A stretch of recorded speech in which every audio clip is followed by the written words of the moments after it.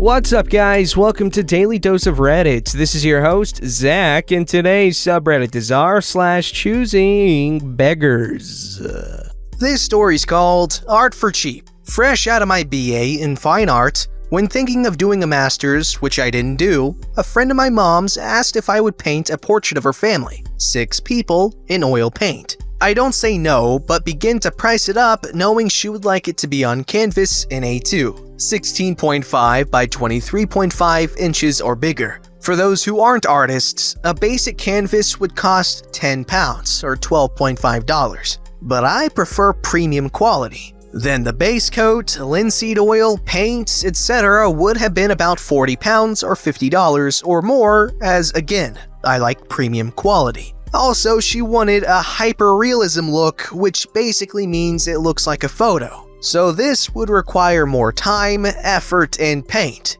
to layer it up to achieve the desired look. I would have taken at least 20 hours on this, possibly up to 40, as it is oil and it would require a long drying time between layers. This is my method I work with and it works best for me, so I don't mess with it. I priced it all up, I round up on supplies and hours to allow for excess in case of unforeseeable circumstances and using more time or resources. Cost looked like this. Canvas £20, material £60, hours estimated at 40 multiplied by £7, £280, total £360. The £7 per hour payment for my time was the current minimum wage. Then friends discount, which technically I didn't need to apply as she wasn't my friend, but I did because it was my mom's friend who had been wanting a nice painted portrait for years. This discount was 15%, so brought down the cost from £360 to £306. It meant that had I taken 40 hours, knowing me, it's highly likely as I am meticulous, I would have worked for 7 to 8 hours for free as I couldn't budge on materials or canvas. No painting without this. For the size, skill, and experience, she knew my qualifications and had seen my work. It was a bargain. I personally didn't seek to do it, but was keen on the idea with payment as I was very busy at the time with work. I was able to shift things around to fit the time in. She heard the price and saw the figures and said she was hoping I would do it for £20 or $25 or less. No. I explained that she had a discount applied and referred back to the quota. She still asked for £20, and I said that won't even buy the canvas. A good quality one that is sturdy and will last, let alone the materials. She persisted and acted like she was doing me a favor by letting me paint her family. I reminded her I am a university graduate with a good grade and don't need this help. I explained that I am not going to pay money from my own pocket to paint a huge picture when I'm busy enough, but was willing to make an exception if she was to pay the full price. I also reminded her that I don't owe her anything. Yet, I was nice enough to give her a discount when she was my mother's friend, not mine, which would mean I wouldn't get paid for some of my time. She persisted at £20, so I told her there is a lovely shop in the mall that puts a picture of your choice on a canvas that size for £20. I suggest doing it smaller, in a different, less time-consuming style, and in acrylic. A3, 11.5 by 16.5 inches at £70 or $84, which is 17.5 pounds canvas, 5 pound paint, and 7 hours painting at 49 pounds totaling $71.50. Screw the 1.5 pounds. She said, "But canvases are poor and the images are grainy at the shop, but I want A2, oil and hyper-realistic." Well, that's what you get for £20 at the shop or $70 in acrylic. You realize it's more because it's my time, skill, and effort. Even a professional photographer would charge you more than £20 as it's their time,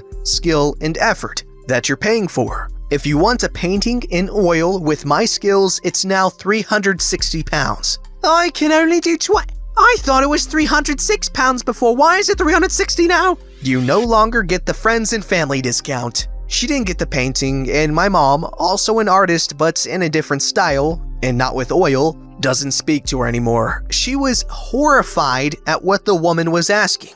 Bench. Painting is meticulous work, okay? I suck at it. I've never, ever been a good artist. So, I can't even begin to know all of the work that goes into making a hyperrealistic painting, because think of all the shading you have to get right and all the lighting and the shadows and the textures. It just gives me anxiety thinking about it. So guys, know your worth and don't let people lowball you like that. This story's called Entitled People Meets Choosing Beggars with a Touch of Malicious Compliance and a Twist. This is the mother of all Reddit posts. But first, the obligatory statements. I'm on mobile and exhausted, so I probably will have typos. The backstory. My best friend through high school and I both enlisted in the military. I went Guard, he went Army Reserves. We talked in our senior year about a town a few hours away that had multiple gold mines and an amazing economy. We talked about renting a spot out there and going to work at the mines to save up some cash and get a good start. This was just idealism, and we had no intent to actually follow through. A few years go by, I married my high school sweetheart, and he married some girl I don't really know how he met. I worked my way up through restaurants while in the Guard, and my district manager offered me a raise, moving expenses, and a promotion within the year if I moved to the gold mining town to open a new restaurant. I jumped on the chance as the pay, $40,000 salary with promotion to $65,000 within the year, and $3,000 for moving was great at 20 years old. This is where the crazy starts. I told my friend, we will call him Jay for jerkwad,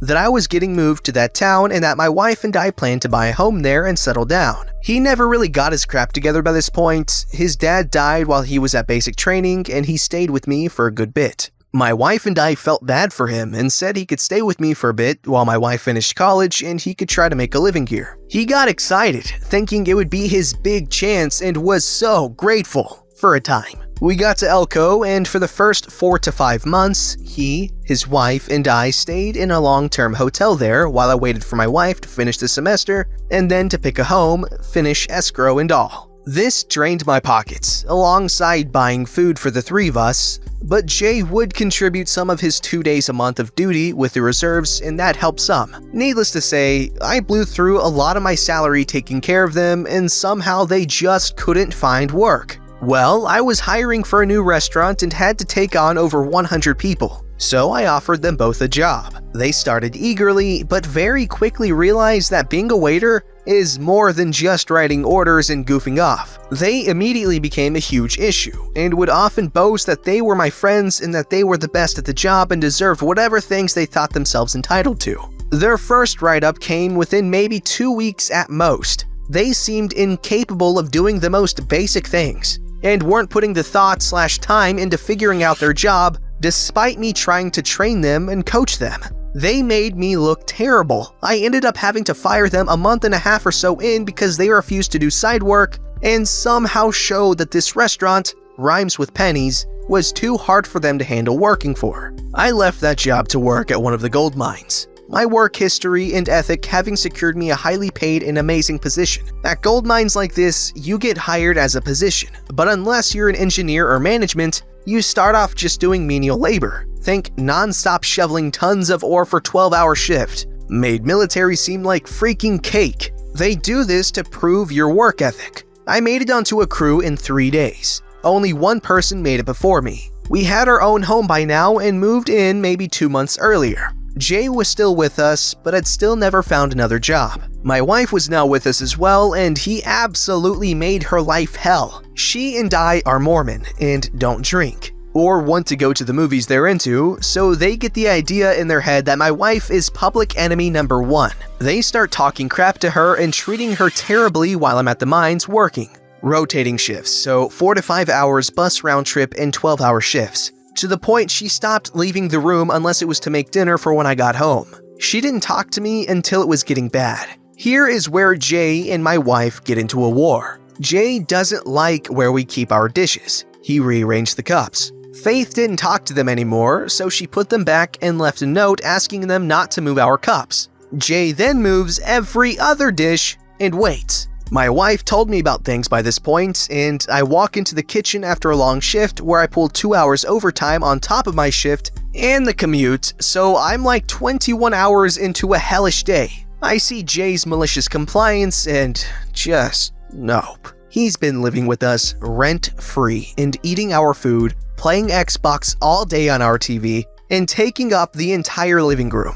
I call him in, and he sees me in the kitchen and gets this stupid, self-satisfied grin. Cue a huge fight. I ask why the hell he moved everything in my home to spite my wife, and why the hell he couldn't be grateful for the nearly a year of free housing. I rent this house for $1,500 a month. The jobs I got them and they threw away, and why they didn't go to any of the job fairs, which is how I got my mine job. It should be said by this point, I also was in a major car wreck, and despite my injuries qualifying me as disabled, I pushed my body to the limits to keep my job and stay in the National Guard. He starts screaming, "You have no idea what she's like when you're not here." I reply, "True, but sadly I know exactly what you're like when I'm not here. This is her house. You're just a guest." He then picks up the footrest thing from my nice recliner and chucks it across the room in a tantrum. I tell him it's done. He needs to get the hell out now. I won't tolerate him breaking my crap and getting violent. He screams that he'll leave, but "You better help me get my stuff out tonight or I'm not leaving." Smugly, I tell him that no, I'm injured and don't owe you a damn thing. Jay yells back, "You're so bimbo-made, acting like you're all hurt and crap. Freaking female anatomy part." I shoot back. "At least I can provide for my family. Your pregnant wife is gonna be living in a box if you're the provider. But then again, I don't know if you can hold that down either." He started getting up in my face and I told him he could stop threatening me and leave or I'd grab my gun and ensure his threats stop. He leaves and calls two people he knew nearby that for some reason liked him and his wife. The man in that couple loudly threatened me while grabbing Jay's crap, but I just sat outside my room, my wife was inside it, with my gun holstered on my hips and let them get their meager belongings and leave.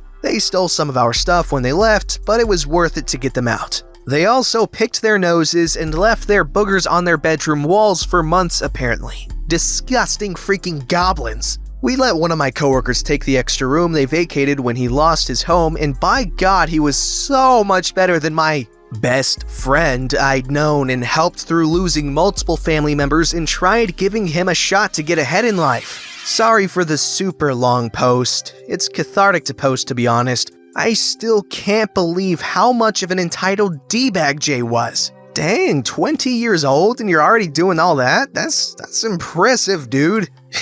I know for a fact I'm not making that much at 20 years old. This stuff happens a lot, and it's really sad. You give someone your all to help them out, and they just take advantage. It's way too common. This story is about a childhood friend of mine. We'll call her Choosing Beggar, and me. I wanted to share it for a while, but didn't find a suitable subreddit. Maybe this is the best place for it, but it's not your everyday choosy beggar. Choosing Beggar and I are of the same age, born only a month apart in the same neighborhood. Our mothers have been friends since high school and obviously had their maternity leave roughly at the same time. So we'd been raised together, almost like sisters. We have been friends for as long as I can remember. She was my rock whenever I was bullied. I grew very tall very fast, so you can imagine how many times I've been called a giant, a giraffe, etc. I had good grades and liked to read, so people called me a nerd, a dork, a no-lifer all the time. Whenever I went through a breakup and whenever I fought with my mom, and vice versa. In high school, I had the best grades in class, was training track and field very seriously, so I didn't smoke or drink and I only went to parties when there was some really big event. But Choosing Beggar chose a slightly different path. She had started partying multiple times a week, skipping school and smoking. We were both mature enough that we realized we're simply different people and that our different paths don't mean we can't be best friends. This was true until a few years ago, when I started wondering if the emotional blackmail was still worth it. Now, the Choosing Beggar story begins. I went on to study chemistry and am working on my PhD at the moment, while she went to a cosmetic school, which she didn't finish. Anyway, she got a job at a salon and she's doing nails and lash extensions. I was happy and excited for her because she always wanted to do something in cosmetics. When she was practicing her techniques, I was her model all the time. And I didn't care if I had to lay still for 5 hours, if she accidentally glued my lashes together, filed my nails a bit too much, etc. But now that she's experienced and good at her job, she doesn't need me modeling for her anymore. And I honestly don't want to get my nails done because I ruin them after like 3 days in the lab, and lash extensions simply don't appeal to me. Choosing Beggar understands that nails are impractical to me, but she doesn't want to get it into her head that I don't want my lashes done. So sometimes when I run out of excuses, I cave and go to her salon. I always insist on paying at least something. They charge clients $80, but she never wants to take my money. We even got into a serious argument because of that. Her reasoning is that I'm de facto her sister. We don't have any other siblings, and she will be dead before she takes my money because I gave her so much already, always supporting her even when her mom didn't. But she takes other kinds of payments. She uses the fact that she does lashes for me all the time. For example, "You have to spend a whole weekend with me," in the spa resort of her choosing, and me paying obviously, and she doesn't care that I have work to do or study. "Cook for me, take me to drinks because I do my work for free." We always go to a restaurant of her choosing. Expensive, of course, and I always have to pay. At the beginning, I said to myself that this is totally reasonable. She does her work for free, so I'll treat her to a few dinners, help her in any way possible, etc. However, it started to escalate from an occasional dinner, drink, getaway to everyday stuff like, "Get groceries for me, but not from certain cheap store. Buy me this $150 cashmere sweater. I did your lashes last week anyway." And things like that. Even on a psychological level, I feel like I can't disagree with her because she becomes defensive, passive-aggressive, and straight out mean to me. Also, whenever I try to drift away from her and her stupid salon, she basically blackmails me, and I quote, "You don't want to risk our friendship for that, do you?" So again, because I don't want to lose her, I can't even go to her salon. I don't know what to do anymore. It's emotionally exhausting and I feel trapped. Okay, buddy, slow up, okay? Very, very easy solution, okay? Talk to her about this, okay? Because you guys are obviously close, or at least were at one point, and she still thinks you are. Or at least she treats you like you are. Anyways, talk to her, dude. She's basically your sister, so you just talk to her and be like, "Hey man, I feel like I'm being kind of used," and she'll be like, "But I do lashes for you," and you just be like, "I don't want lashes," and also, you're just doing lashes for me so you can be like, "Hey, I do your lashes, buy me this yacht." So yeah, just talk to her, and if she understands, good. If not, good riddance, because you don't want someone like that in your life until they can appreciate you. Look at me, I'm like a more streamlined and efficient version of Dr. Phil. I'm kidding. I don't need no ranch up in here, just my words. Moving on, I'm kidding, I don't have an ego. That big, at least. Don't forget to like, subscribe, and hit that bell to never miss an episode.